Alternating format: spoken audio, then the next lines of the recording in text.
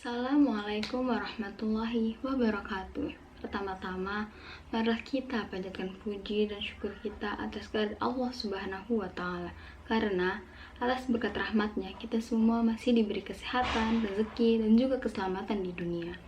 Shalawat serta salam semoga terlimpah dan tercurahkan pada baginda kita Nabi besar Muhammad SAW, yang mana berkat beri Allah yang membawa kita dari zaman jahiliyah menuju zaman terang benderang seperti sekarang ini. Baiklah, sebelum dimulai, izinkan saya untuk memperkenalkan diri terlebih dahulu. Pepatah mengatakan, tak kenal maka tak sayang. Saya Febi Damayanti, NIM 3070190075, merupakan mahasiswa semester 3 Fakultas Psikologi Universitas Islam Sultan Agung Semarang. Pada kesempatan kali ini, saya akan memaparkan mengenai salah satu materi dari psikologi kepribadian tentang tipologi berdasarkan fisik dan konstitusi, yang mana tugas ini merupakan ujian tengah semester pada tahun ajaran 2020-2021 di masa pandemi secara daring ini. Semoga kita semua tetap dalam keadaan sehat dan tetap mematuhi protokol kesehatan yang sudah diterapkan, tetap memakai masker, cuci tangan, dan tetap social distancing di keramaian. Baiklah, sebelum masuk ke pembahasan, saya akan sedikit menjelaskan apa sih sebenarnya arti dari kepribadian itu sendiri. Kepribadian merupakan keseluruhan cara seorang individu bereaksi dan berinteraksi dengan individu lain. Di samping itu, kepribadian ini sering diartikan sebagai ciri-ciri yang menonjol pada diri individu itu sendiri. Seperti kepada orang yang pemalu dikenakan atribut bahwa dirinya itu berkepribadian pemalu. Kepada orang supel diberikan atribut berkepribadian supel, dan kepada orang yang pelin-pelan, pengecut, dan semacamnya diberikan atribut tidak punya kepribadian. Sedangkan berdasarkan psikologi, menurut Gordon Allport menyatakan bahwa kepribadian sebagai suatu organisasi dari berbagai aspek psikis dan fisik, di mana kepribadian ini merupakan suatu struktur dan sekaligus proses. Jadi, kepribadian ini merupakan sesuatu yang dapat berubah sewaktu-waktu. Secara eksplisit, Allport menyebutkan kepribadian secara teratur tumbuh dan mengalami perubahan. Kemudian, jika menurut Guilford pada tahun 1959, beliau menyebutkan bahwasannya a person unique pattern of traits, yang mana artinya itu kepribadian merupakan pola unik dari seseorang. Yang pasti, setiap manusia itu memiliki pola kepribadian yang unik dan berbeda-beda tentunya. Masih banyak lagi pengertian kepribadian dari berbagai ilmuwan, tetapi memiliki makna yang tetap sama. Oke, baiklah, seperti yang sudah dijelaskan oleh partner saya, yaitu Faradi Barabadiani Hakim, mengenai tipologi berdasarkan genetik. Di sini saya akan meneruskannya dengan menjelaskan tentang tipologi kepribadian berdasarkan fisik dan konstitusi. Untuk mengetahui kalian ini sebenarnya masuk ke dalam tipologi yang mana sih? Boleh disimak video saya berikut ini ya.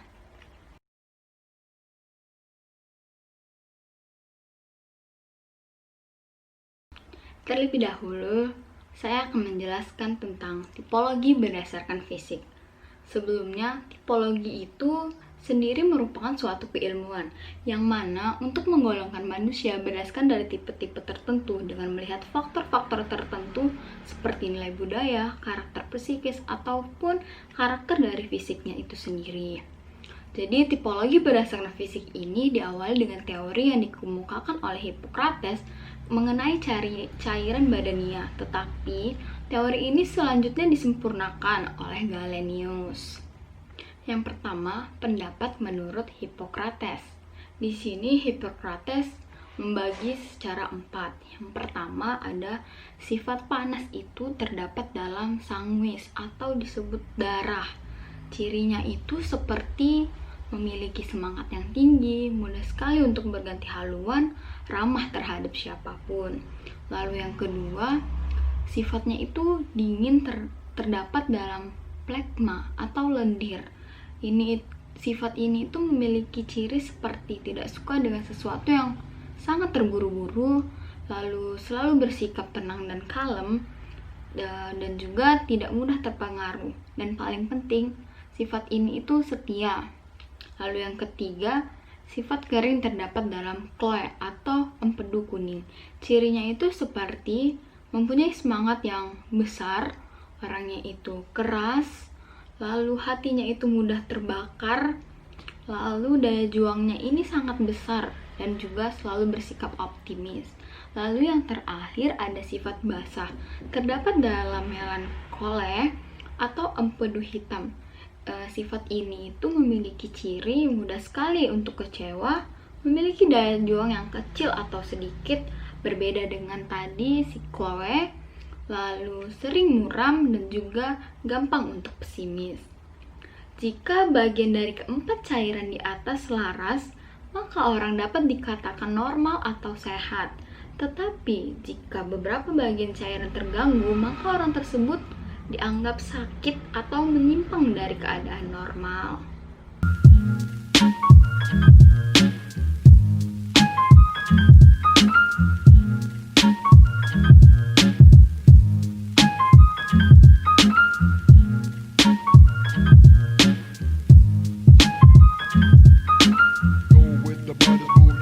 Sedangkan menurut Galenus di sini bukan mengganti atau merubah, tetapi Galenus ini menyempurnakan teori dari Hippocrates itu.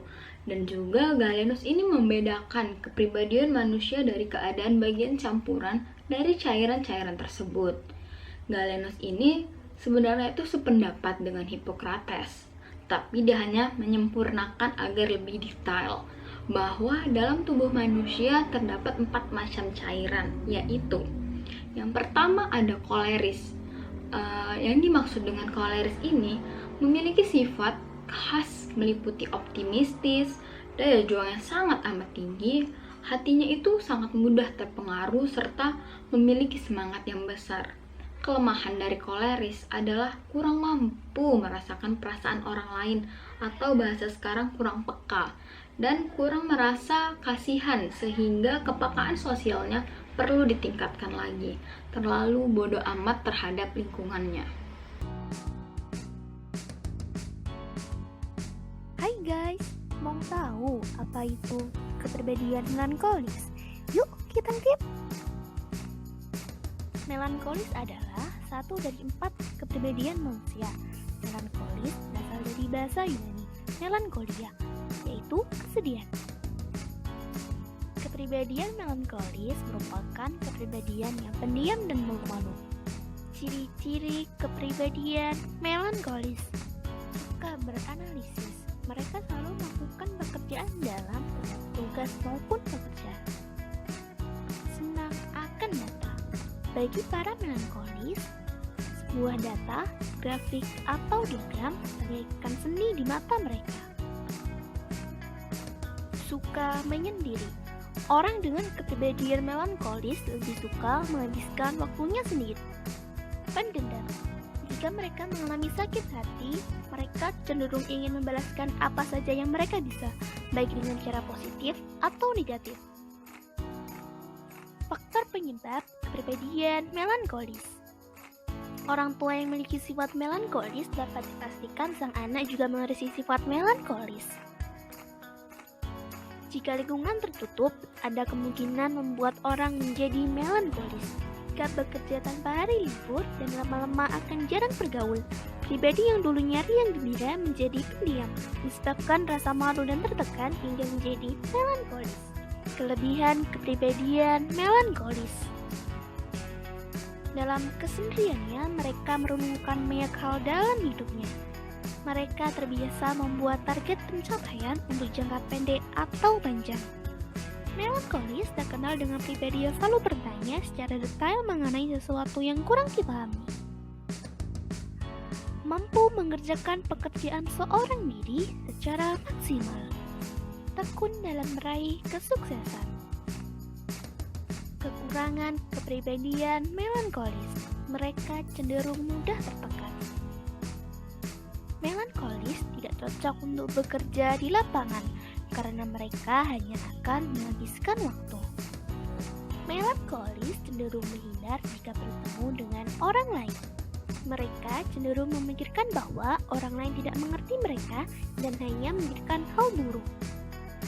Nah, guys, itulah tadi kelebihan dan kekurangan yang dimiliki oleh melankolis. Lalu yang kedua, menurut Galenus ini ada melankolis. Nah, si melankolis ini memiliki sifat khas meliputi mudah kecewa, daya juang yang sangat amat rendah, pesimistis dan juga mudah untuk suram. Melankolis ini memiliki obsesi pada karya yang paling sempurna dan mengerti estetika. Perasaan melankolis ini sangat sensitif dan kuat. Jadi jangan mengganggu si melankolis ini karena dia pasti akan mudah tersinggung. Kelemahan dari melankolis ini tidak mudah untuk tertawa terbahak-bahak dan mudah dikuasai oleh perasaan yang cenderung murung.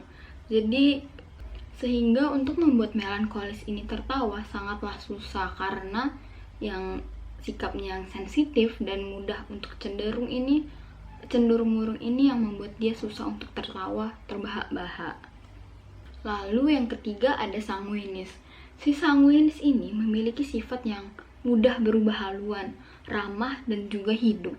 Sanguinis ini mampu membuat senang dan gembira sekitar lingkungannya. Kelemahannya ini, sanguinis ini adalah kecenderungan untuk impulsif dan bertindak sesuai dengan keinginan serta emosinya. Sanguinis ini sangat mudah dipengaruhi lingkungan atau rangsangan dari luar dirinya itu sendiri. Kemudian kelemahan dari sanguinis ini adalah kurang mampu menguasai diri dan mudah terpengaruh cobaan di sekitarnya. Sehingga jika ingin mempengaruhi sanguinis ini sangatlah mudah, berbeda dengan tadi melankolis. Lalu yang terakhir menurut Galenus ini ada phlegmatis. Di sini, phlegmatis itu selalu bersikap tenang, tidak mudah terpengaruh, tidak suka terburu-buru, dan juga paling penting phlegmatis ini orangnya setia. Phlegmatis ini dapat menguasai diri serta mampu melakukan introspeksi diri sendiri. Phlegmatis juga menjadi penonton sekaligus pengkritik berbobot untuk peristiwa yang terjadi di sekitarnya. Dari sifat phlegmatis ini sungguh sangat amat bagus ya untuk menjadi teman kita. Kelemahan dari phlegmatis ini adalah kecenderungannya yang kurang mau berjuang dengan susah payah. Berdasarkan teori Galenus, keadaan ketika salah satu cairan dominan disebut sebagai temperamen.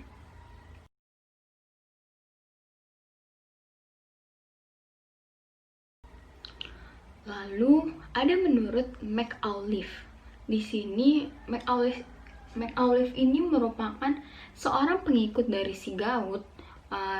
Kemudian McAuliffe ini menerbitkan monograf hasil penyelidikannya sebagai dasar dari tipe kepribadian dengan diberi nama La Vie Humani pada tahun 1923. Di dalamnya itu ada 4. Yang pertama ada maskuler. Maskuler ini memiliki fungsi yang dominan pada motoriknya. Maskuler ini memiliki keadaan jasmani yang sangat khas, yakni muka penuh dan badannya itu sangat amat kokoh. Lalu yang kedua ada respiratoris, di mana respiratoris ini memiliki fungsi yang sangat dominan pada pernafasan. Memiliki keadaan jasmani yang juga khas pada toraks dan leher lebih besar daripada yang lainnya. Lalu yang ketiga ada digestif. Digestif ini juga memiliki fungsi yang dominan pada pencernaan, memiliki keadaan yang khas yaitu pada toraks yang pendek, besar, dan memiliki rahang yang amat besar. Lalu yang terakhir ada cerebral. Cerebral ini memiliki fungsi yang dominan pada susunan saraf sentral, memiliki keadaan jasmani yang khas di dahi yang menonjol ke depan dengan rambut di tengah dan kemudian memiliki mata yang bersinar. Lalu yang ketiga ada tipologi Jerman, di mana dalam tipologi ini memiliki hasil dari kesimpulan penyelidikan dari G. Bauer pada tahun 1921 mengenai penggolongan manusia, di mana sama dengan bahasa Prancis. Lalu teman sejawatnya yang bernama Zweig menemukan bahwa tipe-tipe yang dikemukakan oleh Ziegfeld itu tidak tetap selama hidup, tetapi nyata pada periode tertentu. Tipologi ini melihat manusia dengan detail tetapi susah untuk dipahami. Oke, pada tipologi Jerman yang pertama terdapat Benecke, di mana Benecke ini sebelum pertengahan abad ke-18 membedakan dua macam tipe konstitusi, yaitu yang pertama, golongan yang secara relatif jantungnya itu lebih kecil, pembuluh darahnya yang sempit, limpanya itu kecil, ususnya pendek, dan memiliki kaki yang panjang. Lalu yang kedua, golongan yang berhabitus quadratus atau apoplectikus dan arthriticus yang sifatnya adalah kebalikan daripada sifat-sifat dari yang pertama tadi. Kemudian yang kedua ada Sisycharis, di mana Sisycharis ini mengemukakan ada 16 macam tipe. Di antaranya adalah cerebral, atletis, asthenis, dan pneumatis, di mana tipe respiratoris mazhab Prancis dan Boetian, di mana tipe ini disgestif tergantung dari mazhab Prancis.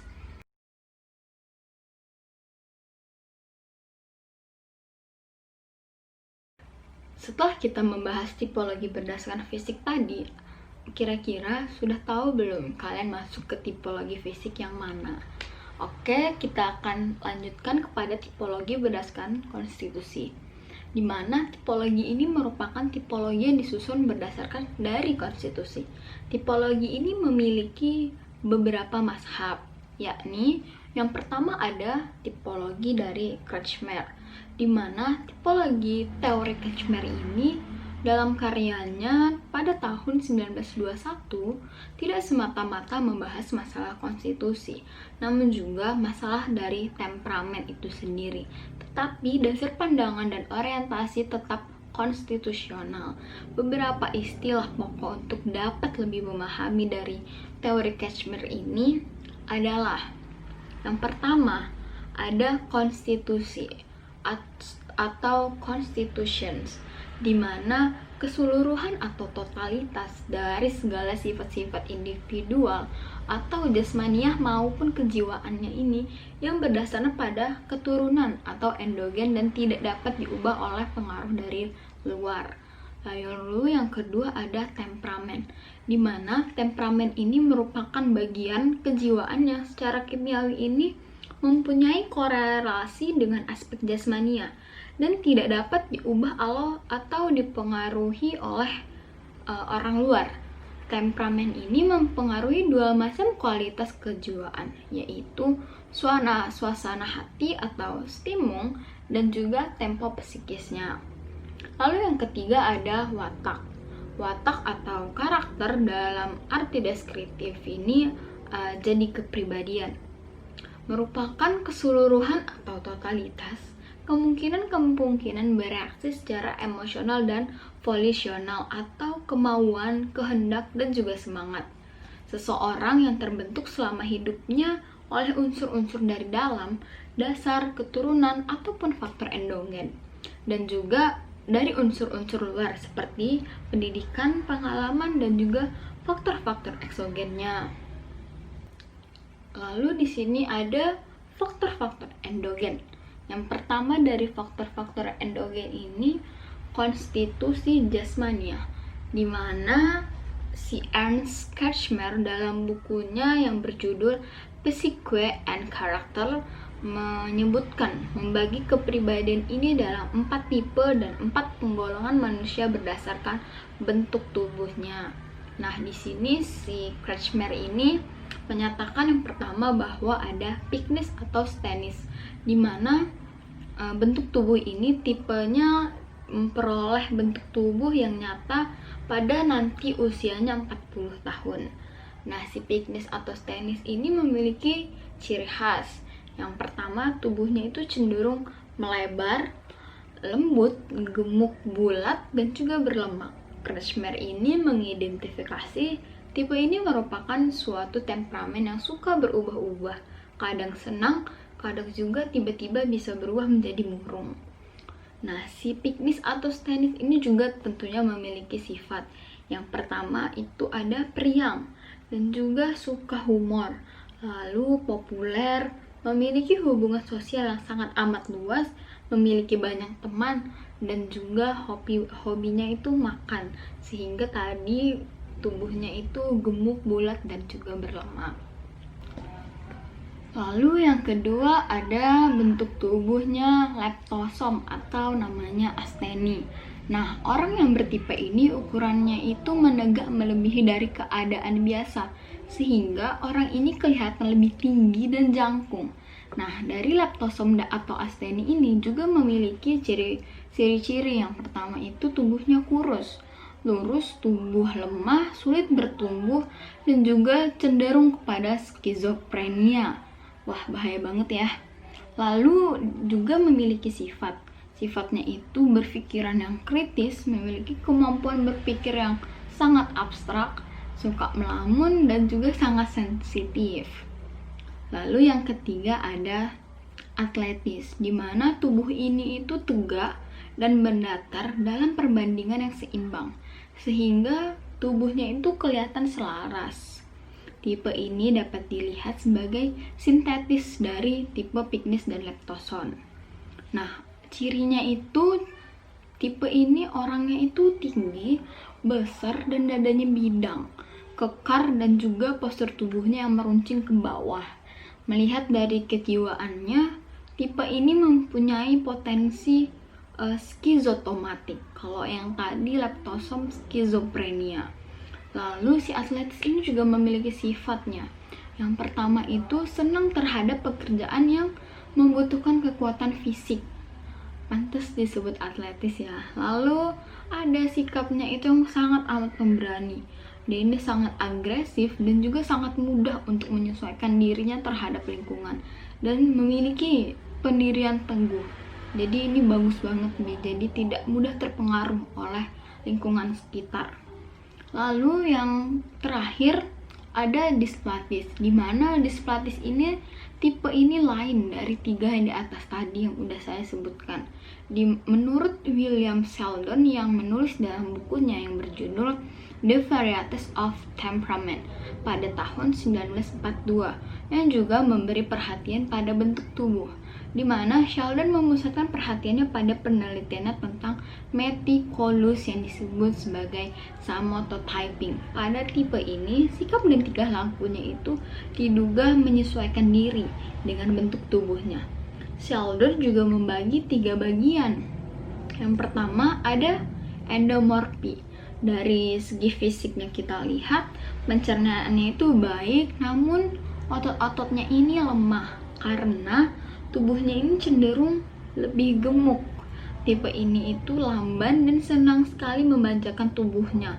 Suka makan, apalagi jika bersama dengan lupa-lupanya sehingga lupa akan tubuh idealnya. Sangat bersahabat dan merasa selalu puas.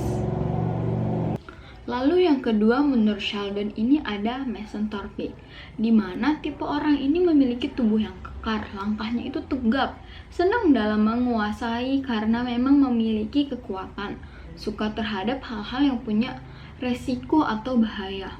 Berarti dia tipe ini suka adventure ya. Lalu mempunyai arah yang jelas dan tegas. Sifatnya dari ekstrovertnya ini sangat amat terlihat sekali. Lalu yang terakhir dari Sheldon ada ectomorphi, di mana tipe ini itu ditandai dengan memiliki sifat ketenangan, lalu memiliki postur tubuh dan gerak yang kaku, memiliki perasaan yang peka, sehingga teman-temannya belum menceritakan dia sudah peka terhadap perasaan teman-temannya. Sifatnya ini itu sangat amat tertutup. Kemudian, konstitusi kejiwaan. Kretschmer ini dipengaruhi oleh pendapat Kraepelin dalam lapangan psikiatri. Yang pertama, golongan temperamen atau schizotype. Orang-orang yang berbentuk badan elastis, astenis, dan despotis. Nah, temperamen ini tuh yang terkait dengan skizofrenia. Dengan cara yang sama dengan hubungan siklotimia dengan gangguan bipolar. Seorang individu yang memiliki gangguan skizotimis menunjukkan perasaan datar dan juga tingkat introversi yang tinggi, menarik diri dari hubungan sosial secara umum. Walaupun demikian, ada beberapa individu dengan karakteristik ini mungkin bisa mencapai hubungan sosial yang relatif bersahabat dan juga ukuran efektivitas dalam beberapa situasi. Sebagai sejenis temperamen, ciri-ciri kepribadian skizotimik ini dianggap lebih atau kurang bawaan daripada hasil sosialisasi atau kekurangannya. Lalu yang kedua ada golongan temperamen siklotim, di mana orang ini itu bentuk badannya itu piknis. Si siklotim ini dikenal juga dengan gangguan siklotimik, adalah gangguan mental yang menyebabkan banyak periode gejala depresi dan periode gejala hipomania, di mana gejala-gejala ini tidak cukup untuk menjadi episode depresi mayor atau episode hipomanik. Gejala ini itu harus berlangsung selama lebih dari 1 tahun pada anak-anak dan 2 tahun pada orang dewasa. Lama banget ya untuk mengidap gejala ini. Lalu penyebab dari siklotimia ini tidak dapat diketahui pasti, sehingga faktor resiko termasuk riwayat keluarga dengan gangguan bipolar. Siklotimia ini berbeda dari bipolar karena depresinya itu sangat berat, mania atau hipomania tidak pernah terjadi. Selanjutnya ada korelasi antara konstitusi dan temperamen. Di sini itu ada 2. Yang pertama itu terdapat pada penderita, di mana penderita manis depresif kebanyakan itu bertubuh piknis. Lalu penderita skizofrenia kebanyakan bertubuh leptosom, atletis dan juga diplatis.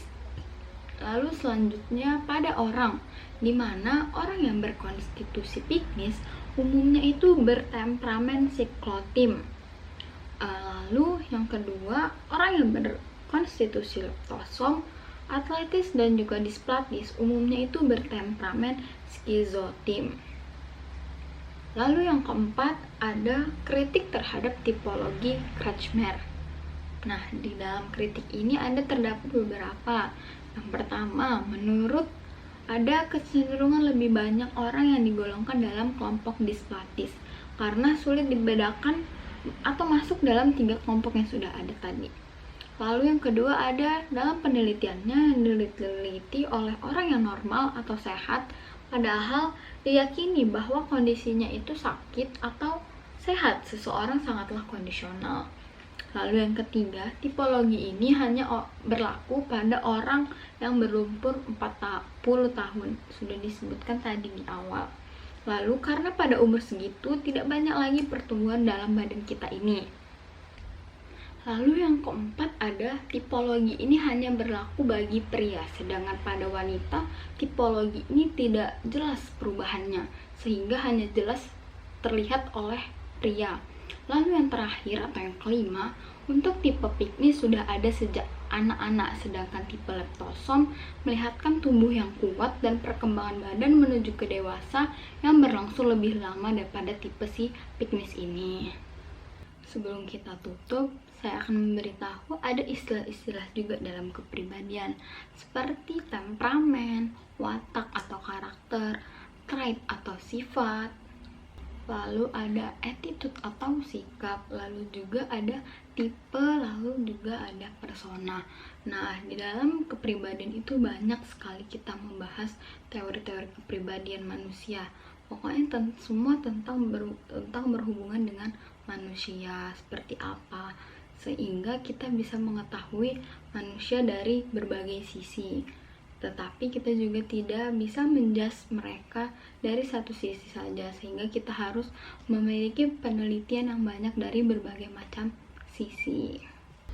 Mungkin cukup sekian pemaparan saya dari tipologi kepribadian berdasarkan fisik dan konstitusi. Mohon maaf apabila ada kejanggalan atau kesalahan yang telah saya sampaikan.